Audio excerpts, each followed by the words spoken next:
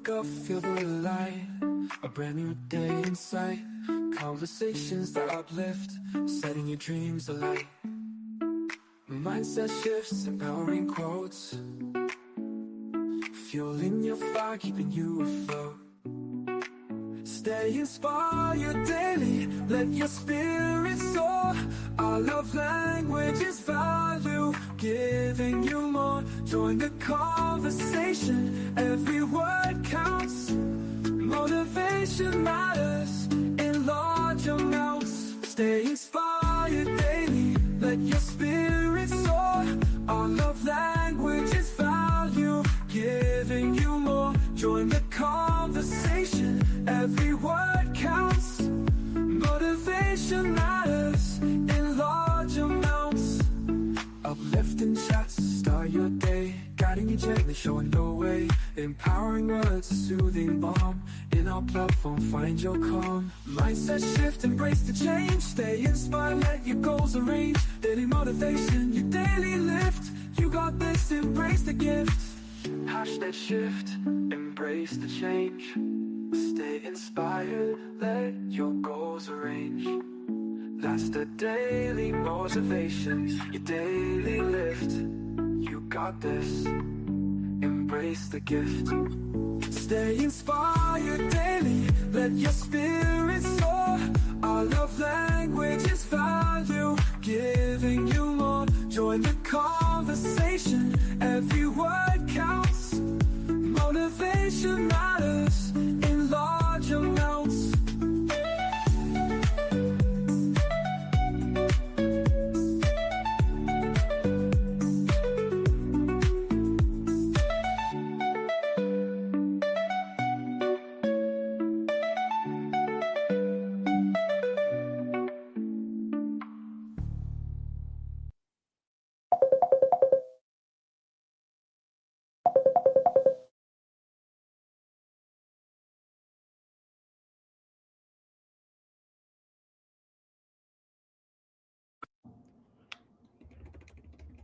I don't know.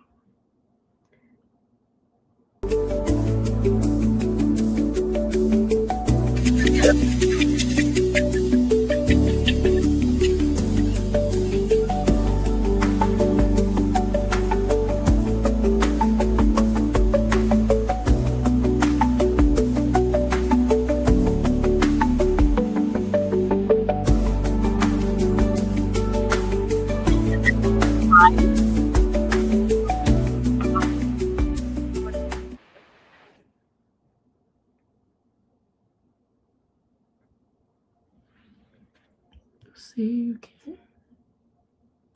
Good night, each and everyone. Welcome to the Conversation Motivational Date Night with yours truly, SGGR, Seon Gregory Gomes Rodney. Welcome to our tribe, welcome to our village, and certainly welcome to our community. This August body where our love language is value. Our sweet spot is value. Our mantra is value. We believe in the reciprocal nature of value. I want to tell you this tonight. We are in for a treat tonight. Tonight is gonna be on 10. We're gonna be digging our knee, we're gonna be digging our toes down. We're gonna be working with synergy, working in tandem. We're gonna be hands in glove. Tonight, I want to tell you, gonna be a shock expectation. We have a guest tonight, I want to tell you, and our topic tonight is not gonna always be like this.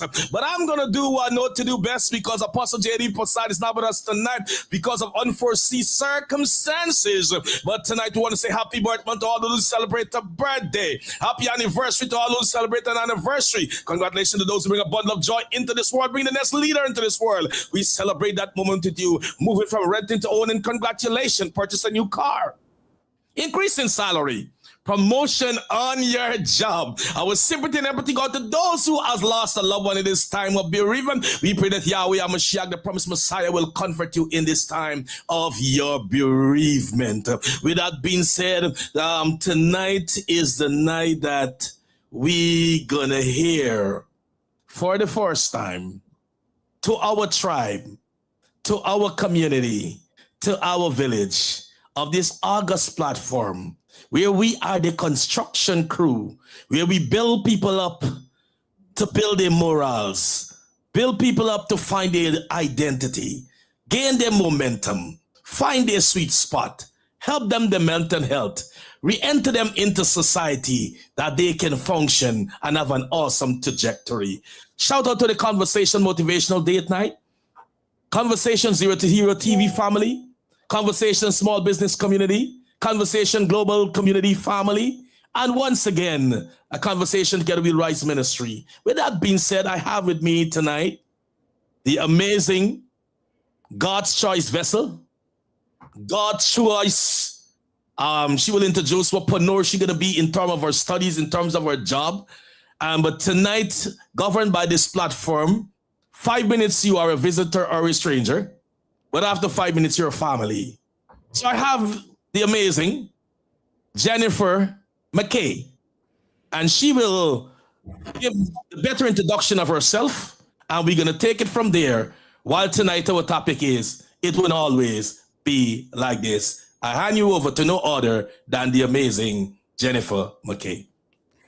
Good night, everyone. Good night, Pastor Seon. How you doing tonight? How you doing, everyone? So, Jennifer McKay, I'm one sister of Pastor Seon Church. My top, just being on here, I'm just excited to be on the show tonight. This was something unexpected, but I'm happy to be here.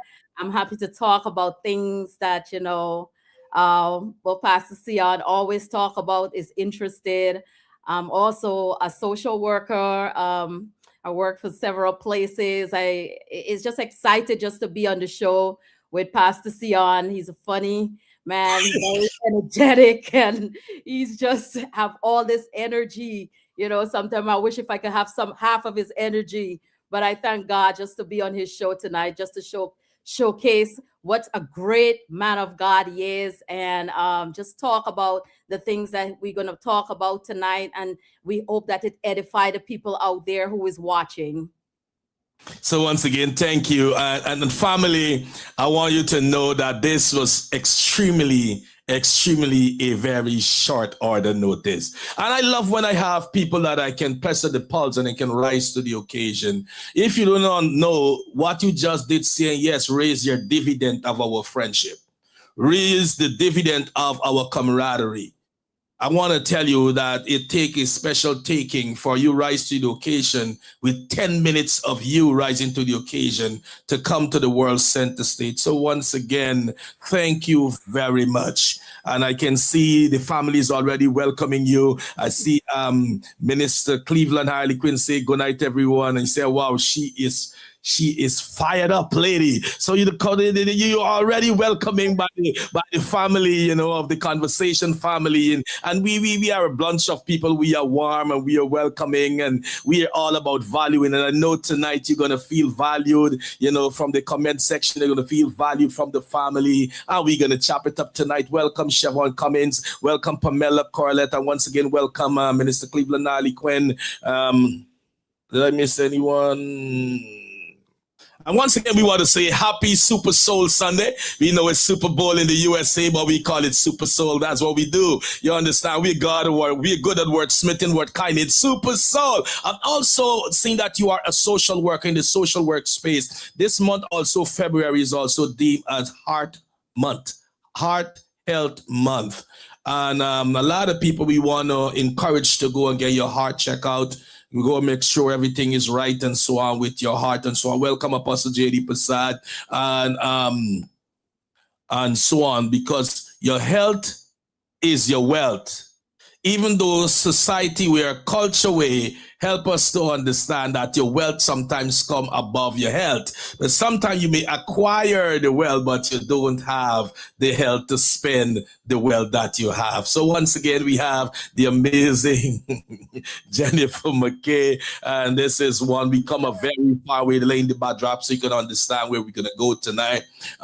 We met a very, very, very, very, very, very, very long time. And, we are very good friends, and she is now a member of our local assembly and so forth and such. Like, she's a social worker, and I love to when we can have more our conversations is always on we learning from each other. We learn at least a big word, we learn a phraseology for the week. We have some standards that we set that we make sure that something can be futuristic and goal oriented in the educational space. And I want to thank you for challenging me in terms to make sure I go and do research and stuff like that. You see, as I said, you can't go as far as you dream. You go as far as your team. And I have a team that many people do not know. Some of my team, they works in the shadow. I cannot come out here look like a superstar. You know, Jennifer, people see the king, right? But nobody sometimes knows the kingmaker.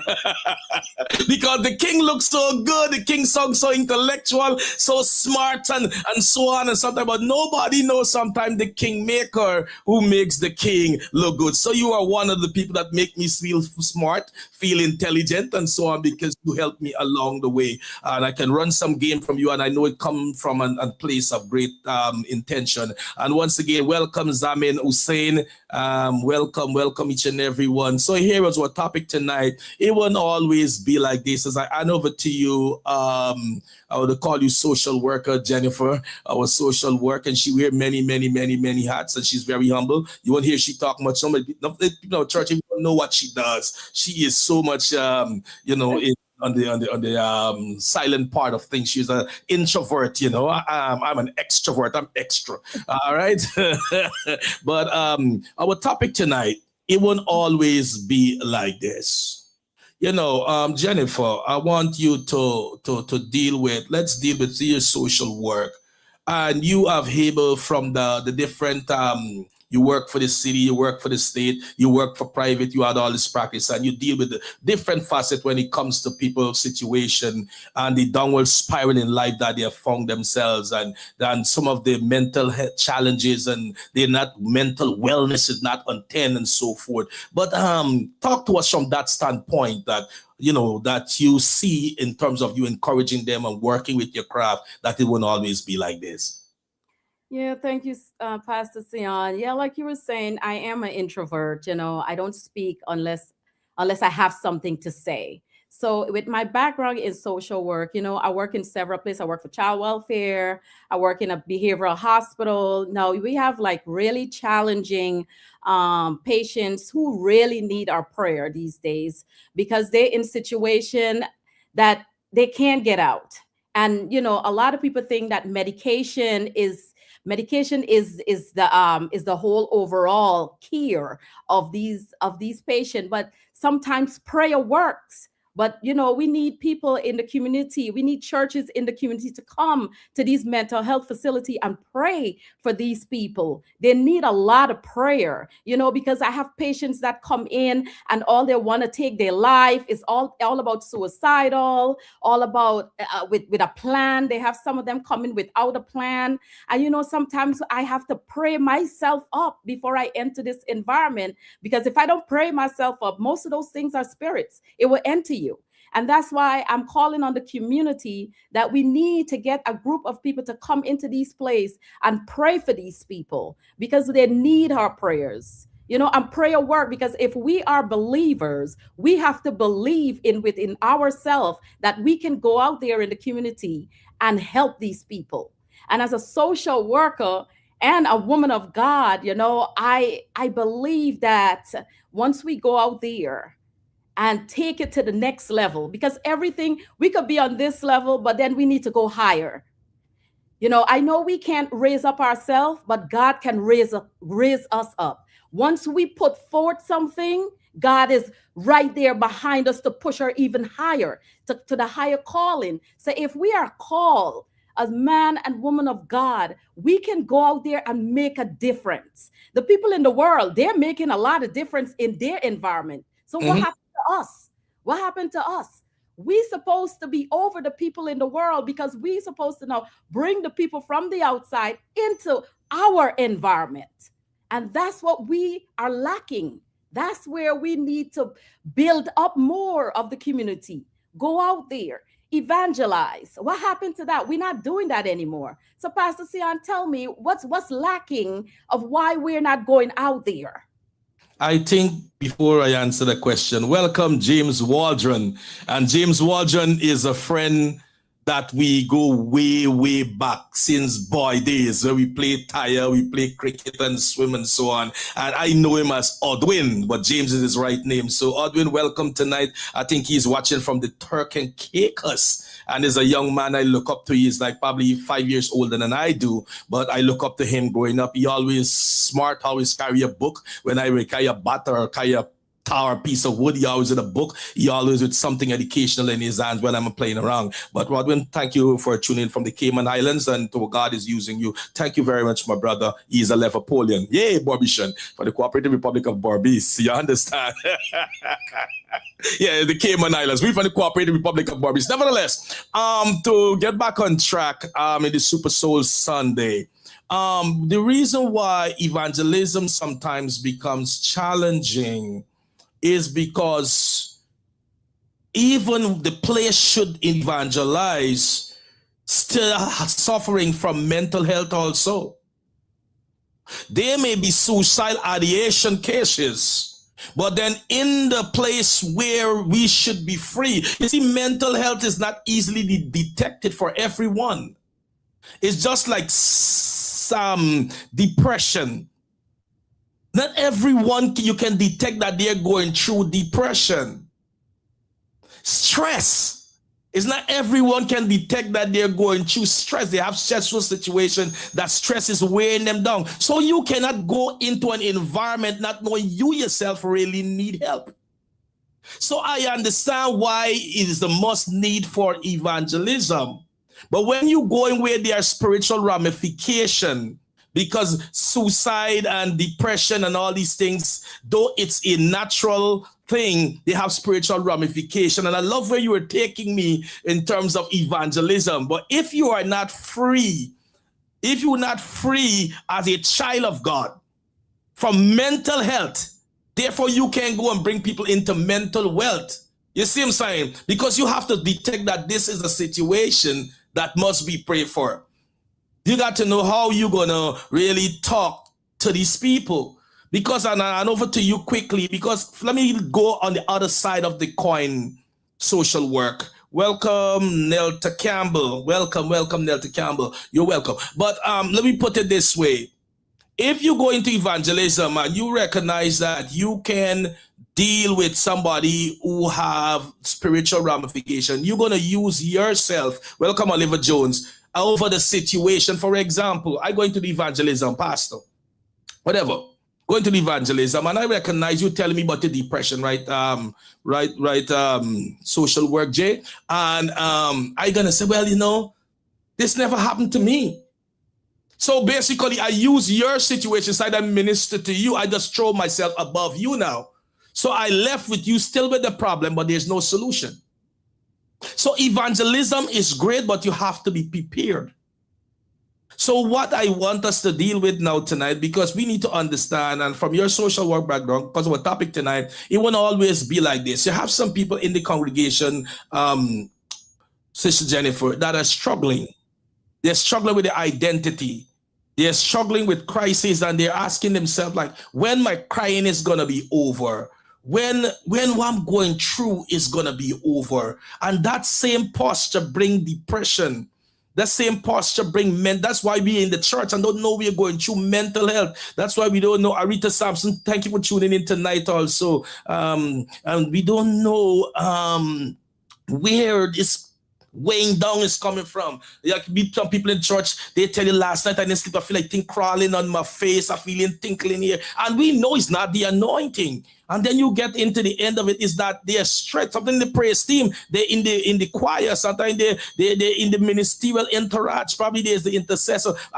But they're going through the stress. They know when they're going to pay their rent, when they're going to pay a light bill, when they're going to, you understand what I'm saying? So help us tonight from your social work standpoint and so on, and being a Christian for a number of years, so we can help people. Oliver Jones, they say, welcome, Sister Jennifer. Thank you. Over to you.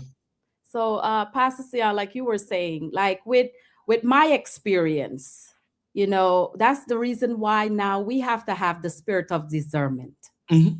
We have to start praying and ask God to give us the spirit of discernment. A lot of people ask God for other things. When I kneel and I pray, the things that I'm asking God for is things of the spirit, because the natural things I can work and get, but the spiritual things come from God.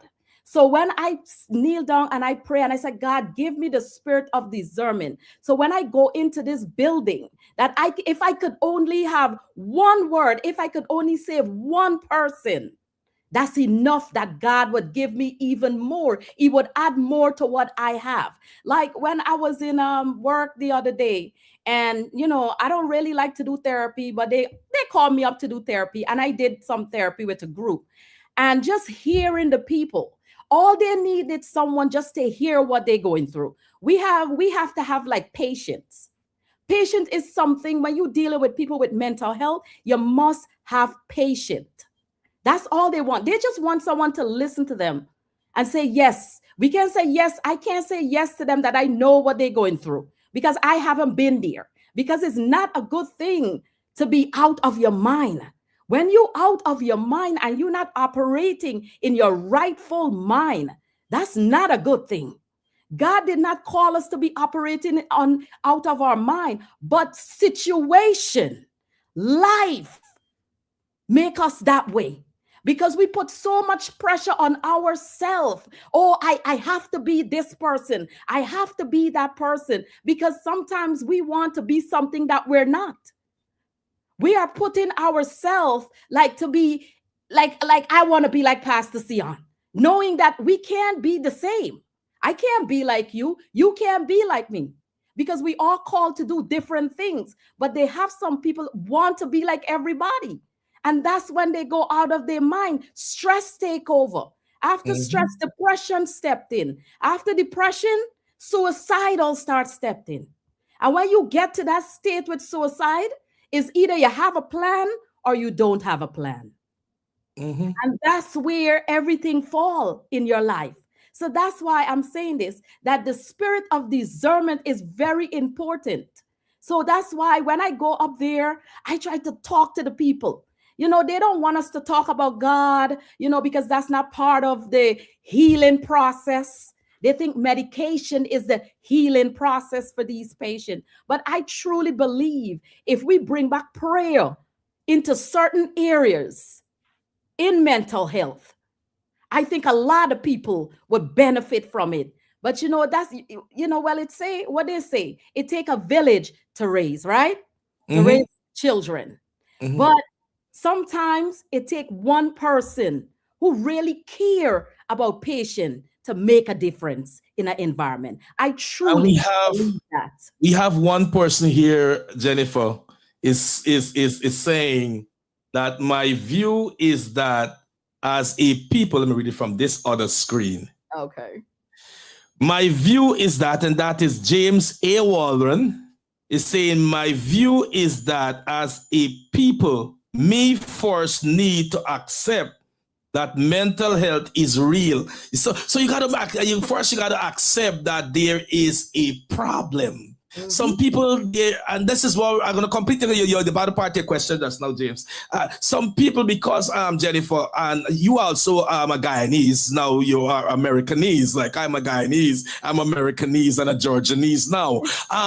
But our culture has forced us in our upbringing not to accept the fact. The truth is a stubborn thing. Yes. Our society, which we grew up in, our environment, more trained us not to accept that you have an issue. Not to accept that you have mental things going on. Because if they try to tell you and you start to accept, you feel like they're looking down upon you and they bring you to a place of shaming. So they allow you to go until you are unrepairable. So like when you get the depression, the suicide, and your body start releasing that chemical fluid, and then the adrenaline start working, and right there you're about to commit suicide or to take somebody's life, then they recognize now you need to go to the mental institution. So James is saying, Jennifer, my view is that people must first need to accept that they get help. So I love what you said with the spirit of discernment. Now they don't really need God at the time because of the religion, but to get them at the acceptance part.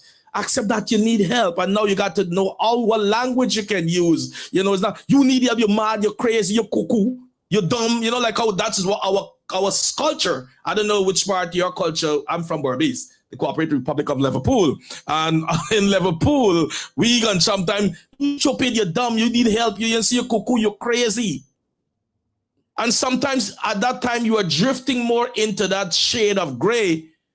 Because now you hear it so much, you become numb to that. Really, there's an issue you have. There's something need to be addressed. And John's last question, part of the question, and I'll over to you, because you are the most suicidal, you are the most specialist than I do. And he says, is that health is real, mental health is real, and can be treated by the spirit of man's intervention. So when you recognize that you have a help, you need to see the sources of help. What happened in society now? Nobody tried to get you to the source of help. They try to talk you down. Well, that's and then when you recognize your body is releasing these hormones, and you recognize that your body releasing fluid, and these things are out of whack, and you don't know who to talk to, because the only person you see in front of the person is beating you down. Now over to you, the social work, Jennifer McKay. Well, what I was going to say, Pastor Seon, as a social worker, they say to us that we have to meet the client where they at. So if I'm meeting you at the place of nothing, I now have to empower you. Whatever I have inside of me, I have to empower you so you could be at the place of where you're supposed to be. And let's get back to the culture. I am from Guyana, but I was raised in New York, Brooklyn, New York. And, go to school here. All my education was done in America. But what I realized, and this is like, I'm talking physically, like for the people of the islands, a lot of island people they don't believe in mental health. Mm-hmm. They don't think mental health is real because, growing around, being around most Guyanese in Brooklyn, like when I hear growing up, like a couple neighbors was living next to us, and they would say, oh, there's nothing wrong with her. She's going to get over it. My cousin was like that, and, she grew out of that. But mental health starts as a young child. But we as a culture, and I'm not talking culture outside of Guyanese, I'm talking about the island people. We look at it as, they're gonna get past that. That's nothing. I have a cousin who went through the same thing, and they got over it. But when outside of now, of the Guyanese population, the American believe that mental health is real. We have to come to the realization and say, yes, as a West Indian, yes, my child have problems. Yes, there's something going on. Let's seek help before it get past to the point that you can't help her anymore. And then when you can't help her, then they say, the child is disobedient. The child is not listening to me. She like her own way, so I'm going to just hands off. And that's where the child go down. And then when the child is down that you can't pick her back up, then you run to God and say, oh God, help me. I don't know what I have done.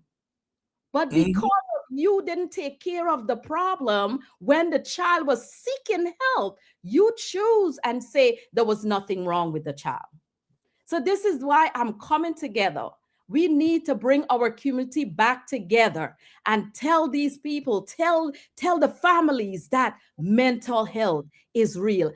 Every day when I go into the hospital, I see young adults, very educated. When I'm talking educated, I'm talking about psychiatrists, young psychiatrists in there because they don't know how to function on their job as to help the people. So if we have a psychiatrist who is in a mental health facility seeking help, who are we to say we can't end up there? That's why we have to realize that mental health is real. And also, Jennifer, welcome Niset Walcott. Oh, Niset, thank you for tuning in tonight. Niset, big up yourself. She's a Liverpoolian too. Like y'all coming out tonight. Like James sent you a text, Niset. And welcome Akeisha Endley. Welcome Akeisha and Melissa Conway. Ha. Oh my, the Barbicious is on board. Welcome Melissa Conway. Welcome Quincy Adolphus Gomes. That's the world boss. That's my dad, mind you. The world boss. But Jennifer. Mm-hmm. In our culture that we were raised and in our society, we normally use a word when we don't understand how to convey the mental health. It's like get over it. Get over it. For those tonight who may be in that environment, please, in the abundance of caution, never use the word to somebody that you detect that have issues, which is mental health. Mental health people don't want to deal with somebody who is insensitive. Mm-hmm. That is a gray area. Never tell somebody that word. Get over it. And that's come back to an experience I had. I was a co-host of a program that was running for a while. And there was I don't want to call it title, but was a big title in the Christian sect, was the host. And used the word, get over it. And I said, we cannot tell anybody listening on this line, get over it, because it can be a suicidal recipient. And it can come from we being the source. The hierarchy in the Christian sect closed down the program, closed down the platform. So what I'm saying, that's why I use in the preambles that even in the church functioning in high position also, and it brings back to when you talk about psychiatrists also suffering from mental health, we need our wellness check to be great. Mm-hmm. So Jennifer, how can we help someone here to detect when someone in the family, maybe a son, a daughter, aunt, or uncle, that at that juncture that they can start looking for things that recognizing this can be a mental health issue, or what they can look for? What are some signs that they can look for and start having that conversation? Change in behaviors. Once you see there's a change in behavior, and when I say change in behavior, I'm talking about isolation. They stop doing the things that they love. If you notice that your child loves to read, or your child like to go outside and be with the other children, or even an adult like going out with friends, and every of those things start like easing down or stop, there's a problem. That's where you step in. You be like, sweet, what's going on? What's happening? And you can see the change in people behavior, because behavior in mental health you can actually see it. It's not something hidden. You can notice a behavior change. And once that change, that's when you start seeking help. Mm-hmm. Is there somewhere I can take you to talk to someone? Or if you don't want to talk to me, I have another friend that you can talk to. So that's where we have to start. We have to start looking at people's behavior. And then they do have some people who are very good that can hide those behaviors. And you don't know that what is really going on with them. So that's the reason why now that's where the spirit have to step in. Because they have some people who are silent person, silent controllers. They know how to control their emotion. And you can see them day after day after day. And you would not know that they have mental health. You would not know that they're going through something. And they would come and they will laugh and they would be happy with you. But inside they are suffering. How would you now know that this person is suffering? If you don't have, and this is where the spirit of discernment coming, because we have a lot of young children who, even in church, they're going through something. And if you standing at the place of authority and you don't feel that that connection that God is speaking to you and say, this child is ready to commit suicide. This one is very depressed. Go get, and we have to understand that just giving someone a hug can change a whole setting of a person understanding, of a person feeling. Because I remember when I was at this church, and this child was actually crying out. No one knew. And the pastor said from their place of authority, she said, I need a real mother. Because everyone could be a mother, but not everyone could be a real mother. I need a real mother to go down there and give that child a hug. You see, when she went down there, when that woman stand up and she went over to that child and give that child a hug, everything came out. The release of the child, she wept. And that's all she needed, because she never had a mother to hug her. She was raised by her father. Oh. We have Camilla Corlett says so true. Welcome, Emily Durant. Emily Durant is from the Cooperative Republic of Lancaster. Welcome, Emily Durant. Welcome, Alicia Davis. She's from the Cooperative Republic of New Jersey. Welcome, Alicia Davis. And James A. Walton is saying, change in mood, change in hygiene, and emotional shift. So these are things he's saying that you can detect. Emily Durant say good night, everyone. Apostle JD that say good night, sis. Alicia Davis say you are so right. James A. Waldron said emotional intelligence is the key, my brother. So continue, Yes. Miss Jennifer McKay. Yes, like I was saying. So once she got that hug, it's like everything just break away from her. The release of that child, when I see that, I was like, my God. So you can be suffering in silence and people don't know. People don't know, because that's the most highest killing person, is the silent killer. Emotion. When you can't release your emotion, because a lot of people don't believe in going to counseling. A lot of people don't believe in going and talk to someone, because guess what? I don't want that person to know my business. I don't want that person to know that I'm suffering from some kind of mental health. I don't want, maybe, and in their mind, because their mind, when you're out of your mind or trying to get back into that mindset, people can be whispering your ears. The other person can be whispering your ears. The God is trying to help you. The devil is on the other side telling you, oh, you'll always be like that. Why Jesus is telling you life will not always be like that. So you have two battles, and the mind is where the battlefield is. So if you're battling on the good and the bad, a lot of people can't control and be like, get away, get there behind. So what they end up on the bad side, even though God is speaking to them, because sometimes God is speaking and we not hearing. We are hearing what we want to hear. So all of that come in part of mental health. So we have to come together and start meeting the patient, meeting everyone out there where they at. I totally agree with and believe that if we meet people where we at, we can start by there, and things can turn around. Things can really turn around. And Chevron Cummins says good night.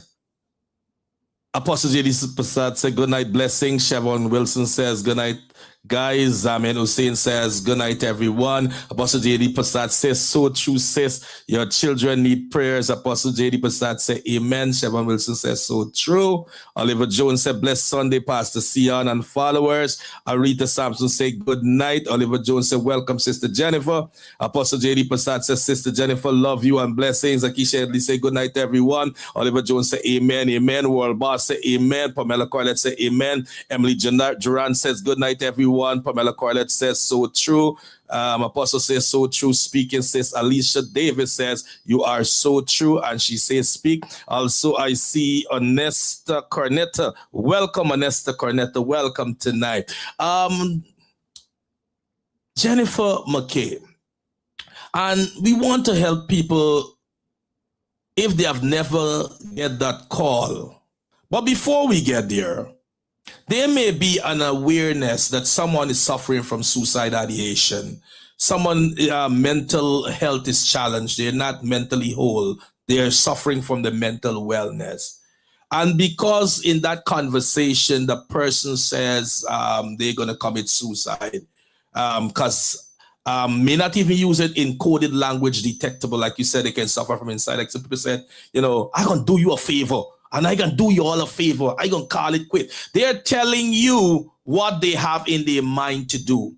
But that person can be a postponer. So talk to us tonight. That because a person is too fat, you feel they're too fat that they're not going to commit suicide because they say they're joking. Not because somebody is too fine that they're too fine they're not going to commit suicide because they're just joking, or they're too tall, or they're too short, or they're too wealthy, or they're too poor. Talk to us tonight about that. Then we're going to go to another ramification. Yes, Pastor Seon. So with the postponers, we have a lot of people who are in our mental health hospital that came in with a plan, but they actually didn't execute the plan because they wasn't ready to go. A lot of times when people say, oh, I'm going to commit suicide, that doesn't mean that they're not going to commit suicide. They are telling you what they are going to do. They expect you as a healthcare worker to come and tell me something why I shouldn't commit suicide. My life is going down the drain. I have no family. I have no housing. I have no food. I have no clothing. And you telling me that everything is going to be all right. Now, as an educator, as a social worker, now I have to come up with things to empower this person and say, life would not always be like this. Yes, I know what you're going through. Yes, I know you're trying to commit suicide. I have never been there, but I'm telling you, life is much more better than what you think it is. Yes, I might have everything, but it's not about me. It's about you. And I'm telling you that life can be better. You don't need all that thing. And then sometimes when we try and, Jesus can save you, they're not at the point to hear anything about Jesus. All they want to know, they want to be whole, and they want you to tell them something other than Jesus can save me. So what do we say to these people? We say to them, yes, I understand that you don't want to hear about Jesus, but he's the only way. But let's put aside Jesus for now. And I'm going to tell you, you cannot do anything in your life without him. But all I can tell you, life would not always be like this. Things will turn around. You will see things will turn around. Just all you have to do is believe in one thing. And once you believe in that one thing that you can get better, then everything else would fall in place. And that's when once you start talking about that, because I had session with mental health, and a lot of times when I bring like Jesus in it, they'll be like, can I leave the room? Can I go somewhere? Because the spirits is telling them whatever she's saying is not going to work for you. Yes, it worked for her, but it's not going to work for you.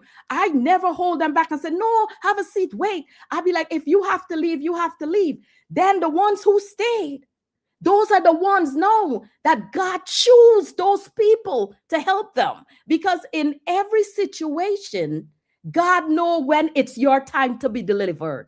Not everyone is going to be delivered at the same time.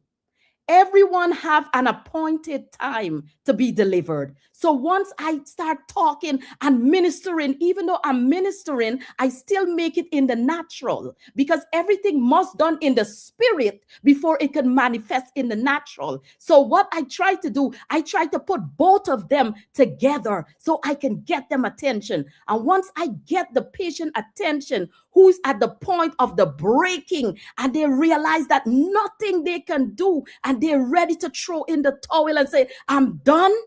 That's where I stepped in and said, yes, listen to this. and I would tell my story.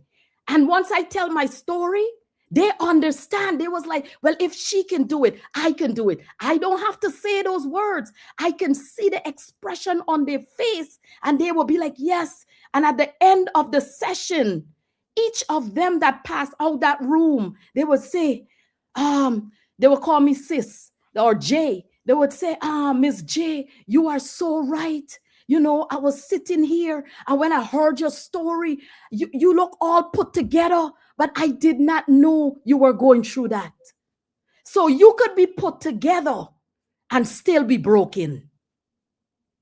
And we have Alicia Davis says, sometimes pride can hold us back through from asking for the help we truly need in a society that isn't always kind.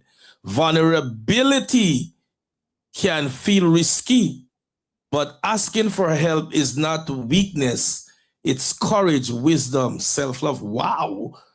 That's what Alicia did. And she is so true. And Uncle Andrew says, blessing to both of you. So let's go to, there's another comment coming from James A. Warden says, before someone takes that grave step of self-harm or suicide, they are warning signs. Correct? They are warning signs, but let me deal with the church, because we more in the church thing, and then we go to the other aspect where you're going to use your expertise, where you're trained and licensed for. Above me, I am a chaplain, trained and licensed for. They are warning, like in the church, somebody gave up, we just get testimony time. And every time so I testimony, we stop and we clap, and some of us are Pentecostal mostly. Everything is the spirit and the anointing. Oh, she sings under the anointing, or he testifies under the anointing flow. But if you really put on that professional hat as a person dealing with mental health, and I as a chaplain trained to deal with mental health, you are hearing that person is reaching out for help in that same testimony.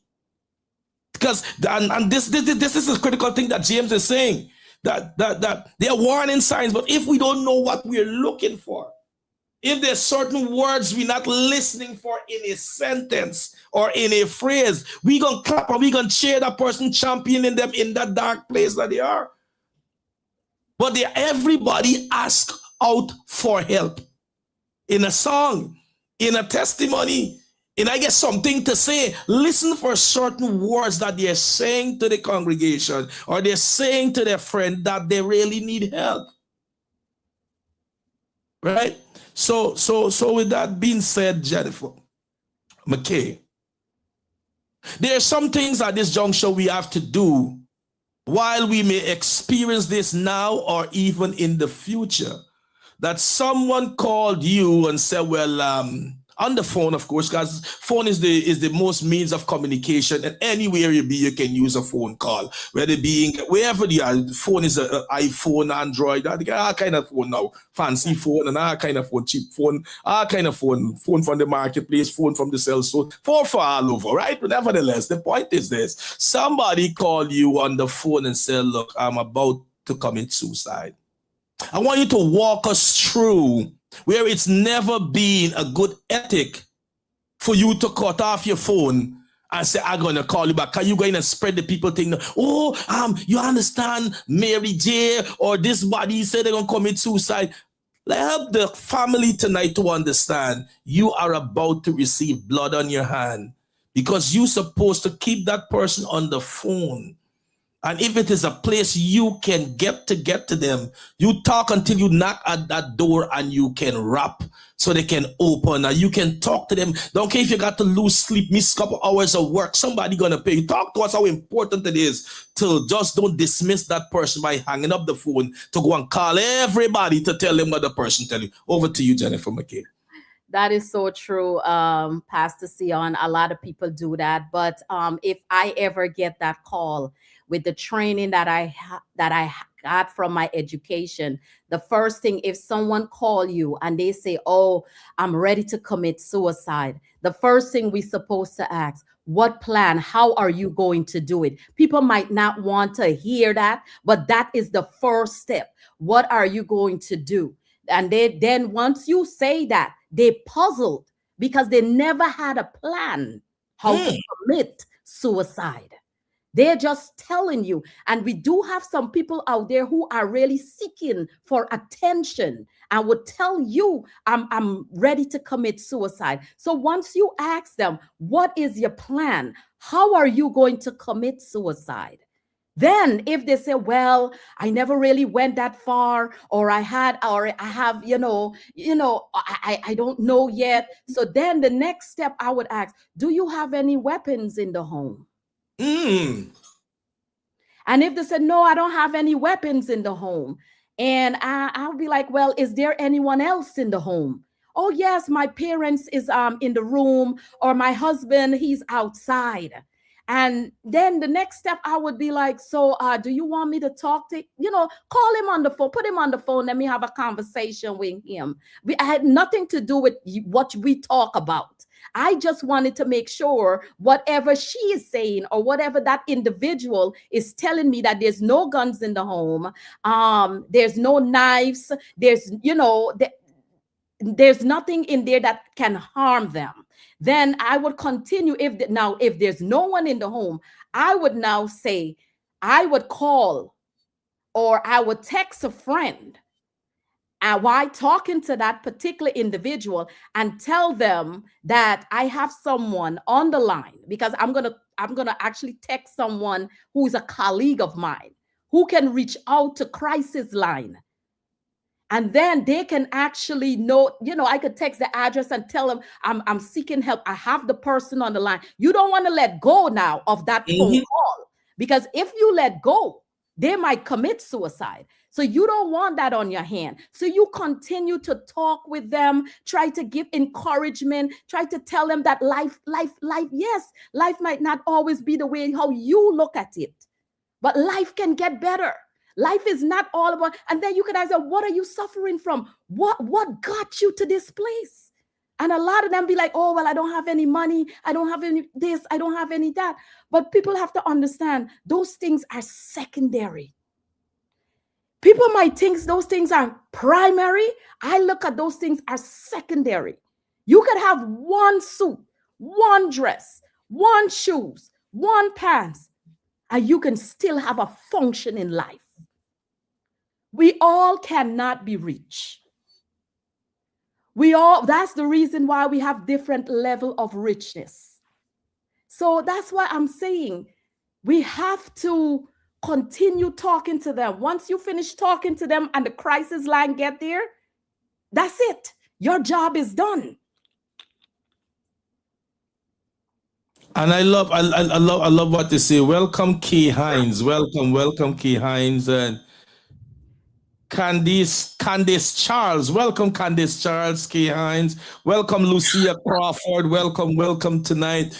And we need to now, when they re-enter into society, I want you to walk us through how to deal with now they re-enter into society, because what happens sometimes, culture has shaped us. As a pastor, I'm the most apologetic pastor. I don't think I get any pastor apologize for preaching, teaching everything wrong. And I'm man enough. Those who follow me a long time, because culture has trained us so much wrong. And sometimes I preach a lot of things because I think it was right, but probably it was right for them, not for now. So cultures help us sometimes to ever now this person re-enter into society functioning, but they're not whole. They're on their way to wholeness. And because the culture help us now ever so often to bring up back now them to that place to relive mentally, physically, whatever is that dark place that we have the understanding they come from. So help us to understand the importance to help that person from a social work standpoint. Now they re-enter into society, how they can be on that amazing trajectory. That we can come out from that culture way to ever bringing up the past. We once commit suicide, what you telling me? And even some of the pastors, I always ask for forgiveness. Sometimes somebody confide in you in certain weaknesses in their life, right? Certain shortcomings in their life. And because there is a disagreement on a fact, or a different disagreement on a substance, you now use that disagreement something you bring back what that person confided you. Bring them now to the person face afresh as it is. Because this person trusts you at that time to be unveiled in nakedness, but now because something is not hands in gloves, you ain't forget what they told you, but you went back to your recycle bin. You can put that person straight into depression. Because now what you have done, you have break that confidentiality code and you have break that trust issue. Talk to us how to deal from a social work standpoint when these persons now want to re-enter now to their wholeness in society. Yes. So returning back into society now, where I know I talk about medication, sometimes medication do works. Some people have to be on medication. That's just somehow it is. Because they not saying that God's hands is short. I'm not saying that. But some people just have to be on medication to stabilize their mood because they can't function without it. And prayer can help with the medication as well. And once they're getting back into society, you have to be the person who check on them. They need someone to check in on them. Even if it's one word you call them on the phone and you say, hey, how everything going? You good today? Just tell them something good. Encourage them. People love to be encouraged. I know we always say that you have to encourage yourself, but not everyone is at that point in their life that they can encourage themselves. People out there in the world need encouragement. I need encouragement sometimes because we all fall short. And just hearing one word can push you to the way that you need to be in the right direction. So once they get back into society, we actually check up on them, see how they're doing. And then after that, we just take them somewhere that they can tell their story. You put them in a place where they can tell their story and help others who is going through the same thing. And that's where the wholeness starting to begin. The healing start to begin. You have to let go out what you have inside to let out. Because once you let that out, everything that is in you gonna start feeling more lighter and lighter. We have Annette Thomas. Welcome, Annette Thomas. Welcome, Annette Thomas. Annette Thomas is one person that touched me, helped me when I was very small. She's from the Cooperative Republic of New Jersey. We have Latoya Smiley Pope. We have Fidel Bellums. What's up, brother? Fidel Bellums is from the Cooperative Republic of New Amsterdam. And then we have Minister Chloe Francis is watching with us tonight. And Jennifer McKay tonight, in the simplistic way, I want to thank you for our friendship, our association. I want to thank you for our camaraderie. I want to thank you for what you have done in the back room, in the back, in the, I even want to say the shadows, for the number of years being a part of my support system that helping me when sometimes I need help in various ways. And like I said, my team, not all my team I ever reveal. Some people I will reveal them as time go by. I want to thank you. So tonight they know that you are one of my team in the back room, you know, what we call the back channel. And I want to thank you tonight to rise to the occasion in 10 minutes to come and to grace the Conversation Motivational Date Night platform and continue to, Apostle J.D. Prasad could not have been here tonight because of unforeseen circumstances. Continue to pray for her and her family, lift her up, and the church, the conversation together. We will rise ministry. I just want to thank you so much. On behalf of the Conversation platform, viewers, followers, and friends, and donors, and this community of people, we just want to say thank you for the amazing job that you were doing. I can say that you are always family that just didn't know that you are part of the team that is working in the back channels for me. I just want to, she don't get paid by you, but she helped me with her education. She helped me with her experiences. She helped me. I can run some, have professional, sometimes we have our own powwow too, because you know, sometimes if there's always agreement, there is something wrong. If there's always seeing thing, but there must always be a professional amicable solution that you you can maintain camaraderie, friendship, and growth spur. So with that being said, I want to thank you tonight for the amazing job that you have done. Is there anything you want to say before we close tonight? Yeah, I just want to thank you, Pastor Seon, to having me on your show. It's been awesome, awesome. And what I want to leave with the people out there that mental health is real. Seek help. There is help out there. There's a lot of information on the website that you could just type in help for mental health. And there's so much website that you can seek for help. Don't wait until it gets too late. Reach out to someone, even if it's a friend, a pastor, a brother, a sister. What I'm going to leave with you, just seek help. It's out there. Thank you. Once again, thank you very much. But can you wait like 3 minutes in the green room for me, please? Sure. And once again, family, we just want to thank you tonight. I'm so humbled by your presence. And I want you to be a sharer warrior. Just share your bread. Don't eat it alone. Someone will depend upon the nuggets tonight. Someone want to enrich the lexicon. Someone want to change the narrative, the way they see themselves, and on their way to the mental wellness. With that being said, have some moment in this week to value yourself.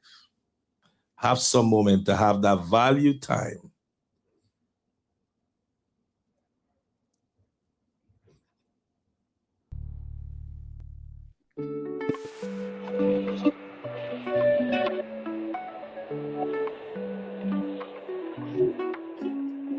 Wake up, feel the light, a brand new day in sight.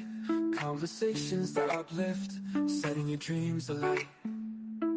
Mindset shifts, empowering quotes, fueling your fire, keeping you afloat. Stay inspired daily, let your spirit soar. Our love language is value, giving you more. Join the conversation, every word counts. Motivation matters in large amounts. Stay inspired daily, let your spirit soar. Our love language is value, giving you more. Join the conversation, every word counts. Motivation matters in large amounts.